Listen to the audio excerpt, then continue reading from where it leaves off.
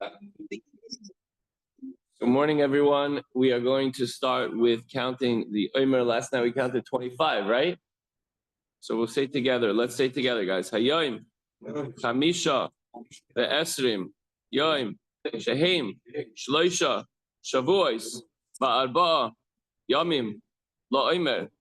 Today is 25 days, which is 3 weeks and 4 days of the Omer. Okay, now we're going into the Tanya. We go in the Chayenu booklets we're on page 116. Today is the 10th of Iyar. It's a beautiful Thursday morning. And we continue in chapter 46 in the Tanya. So yesterday we were talking about how when one looks into water, in that particular case, we're talking about the reflection that comes back is yours. You see your own face. So too the heart of a person. The reflection that you get back is the same love that you're giving. And also, the Alter Rebbe brought the face in particular because you could see on a person's face what mood he's in. If he's happy, if he's angry, if he's upset, if he's curious. Today we're going to consider the vastness of Hashem's universe. Guys, try not to hit the table, okay? Then consider the depravity and lowly environment which we inhabit. The Alter Rebbe goes on to explain that all the details mentioned in the parable of the king are infinitely more applicable with regard to the object of the parable, which is the relationship of Hashem with each and every Jew. Imagine the king gets off of his royal chariot. He goes over to a homeless guy, a Nebuch. Guy's sitting in garbage. He hasn't showered. He hasn't eaten in days. He smells. He stinks. He's just totally. And the king says, "Come with me into my inner chambers of my palace," and he takes such good care of him. So the Alter Rebbe says, when it comes to Hashem taking care of us, simple human beings, it's so much greater than that. He has time for us. He has time to care for us, cherish us, love us, take care of our every need.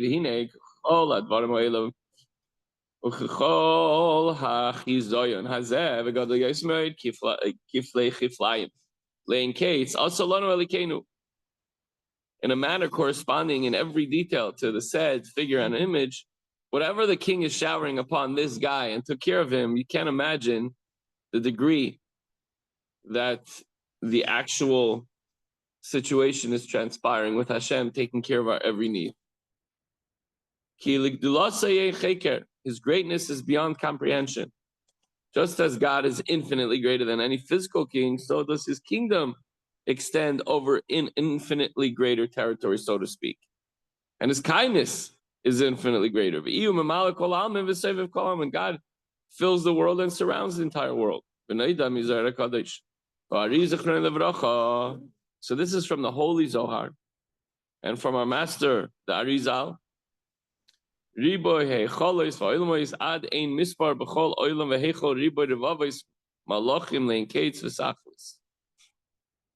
That the worlds are infinite, and of the myriads and myriads of angels found in each world, and heichol, chamber, countless and without end.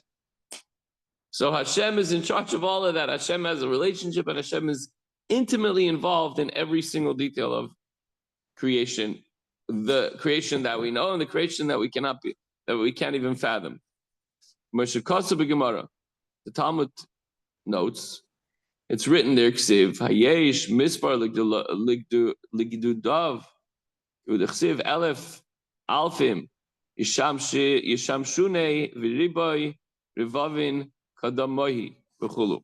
The Gemara says, is there any number in his regiment of angels? There's an unlimited amount of angels. In fact, they're constantly being created as we do good deeds and say words of Torah and Tefillah. There are thousands and thousands of ministers and tens of thousands standing before him. So the second verse indicates that there's an infinite number of angels. Not only are there billions and billions and billions of angels, but they're constantly being created more.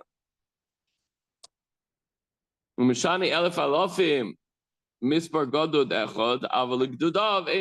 Gemara answers thousands and thousands in the quote of one regiment, but the regiments are innumerable.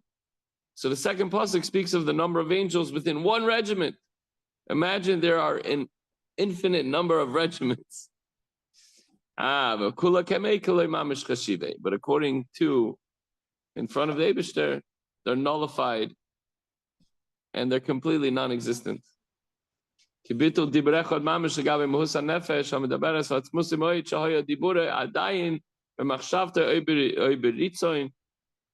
sorry, so imagine all these angels and everything else are nullified just like one word is nullified in relation to the essence and being of the articulate soul. Imagine how many words do you speak in a day, in a month, in a year, in a lifetime? So if I pick one word, Jeff, that you said, one word that you said in 1982, can you remember that word? It was a good year, right? So that one word that you said on a May 15th on a Monday morning that year, I don't know if it was a Monday that, and you said one word, does that word have any relevance to your life today? Zero, zilch, you don't remember it, it's completely gone. As are many of the other words. Probably the words that you said yesterday, maybe some words are still irrelevant because you said something to someone and there's a deal in place, or, you should kayak on that hit, or whatever it might be, or you said a baruch. So certain words are relevant when they're more recent. But if you take 10, 15, 30 years ago, what's one word? See, comparing that, imagine that's nothing compared to the angels that surround the Kadosh Baruch Hu. There are thousands and thousands. He says they're less significant than one word we spoke of years and years ago that means nothing. Interesting kind of mashal. So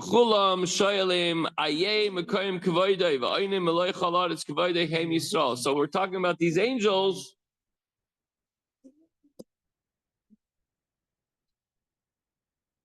Says here the Alter Rebbe says that with divine speech creates and animates angels, and Hashem speaks, the world is created. The world constant, and the Eibusher is constantly creating angels, and divine speech is absolutely united with its source and is therefore always in a total state of nullification. When we say a word, it leaves our mouths with the air that we say it, and then it disappears. With Hashem, it never ceases to exist. And all these angels ask, where is the place of Hashem's glory? And the answer that the entire physical earth is full of Hashem's glory. Meaning, how is this world full of Hashem's glory? Because of Heim Yisrael Amoy, because of the Jewish people who are His nation. Hashem, blessed be, forsook the higher and lower creatures that are not the ultimate purpose of His creation. He passed them up. And who did He choose? Who is His chosen people? Bnei Yisrael. Le'bachar b'chulam ki'im b'Yisrael amoy v'yitziam miMitzrayim ervas ha'oretz mokem hazuhama v'hatuma. He chose the Bnei Yisrael as His people. These are the ones that He brought out of Egypt, the lowest place on earth, the place of filth and impurity. Just like the king picked that guy up from the pile of garbage, so too Hashem went down into Mitzrayim, which was like a pile of garbage, and He took us out of there. Lo al yedei malach v'lo al yedei saraf ela kadosh baruch hu b'chvoidei va'atzma yorad l'sham. Hashem didn't send an angel; He took us out Himself with a strong hand and an outstretched arm. He went down there. Hashem went to save the Jewish people from the hand of the Mitzrayim. So just like in the mashal, in the parable, that the king himself went down and took this guy by the hand and brought him into the palace, into the chambers of the king, in the inner chambers, and took care of him and cherished him and loved him and hugged him, fed him and clothed him and everything else. So that's what Hashem does to the Jewish people. To get kedei lekarvam elav b'kiru v'yichud amiti v'iskashus hanefesh mamish, in order to bring them near to Him in true closeness and unity with a real attachment to the soul, so that the Jew's soul will truly be bound up with the Almighty. It's also regarding the Torah, concerning which Hashem says, I've written and given my soul, so to speak, to the Jewish people by giving them the Torah. Not only is the Jewish soul truly bound up with God, but God's soul is bound up to the Jew. When we learn halacha, it's an even more intimate and close relationship. The word of Hashem by learning halacha. And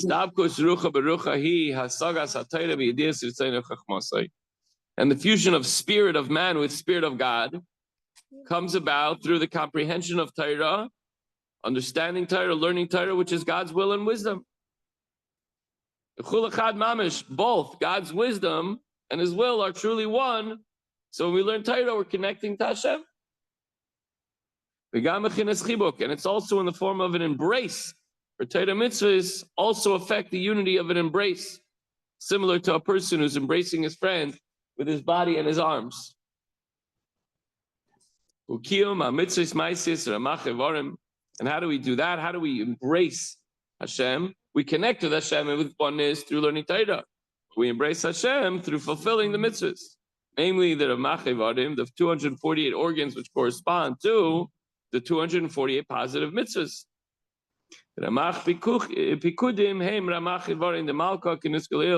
Because the 248 ordinances, mitzvahs, are the 248 organs of the king, as mentioned earlier in chapter 23. In a general form, these 240 positive mitzvahs are divided into three categories. Yamin, Usmal, ve'emsa. Right, left, and middle. Shehem, they correspond to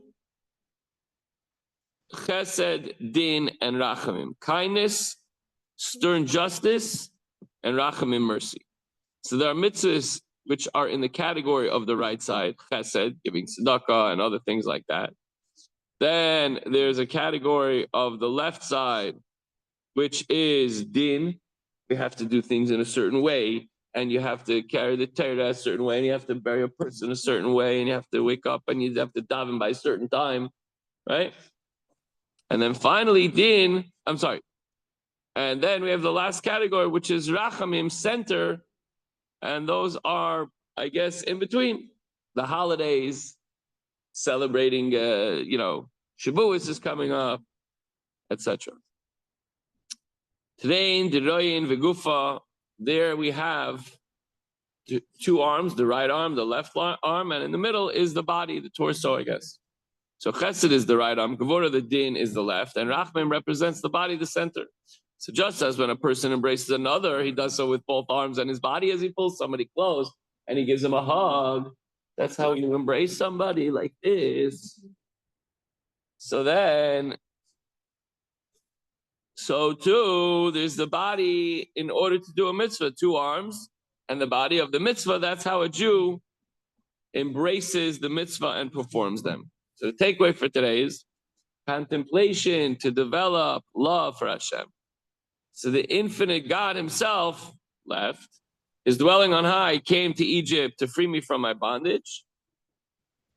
He then elevated me and brought me close to Him with a loving embrace. And through thinking this, your gratitude and love of Hashem will intensify. Hence, another method that the Alter Rebbe gives us in order to continue to advance our appreciation and love for our Almighty King, Hashem. Everyone have a good day. Let's say Levi's here. He's learning with us. Then we got Shalom here. Is it clear or is it blurred?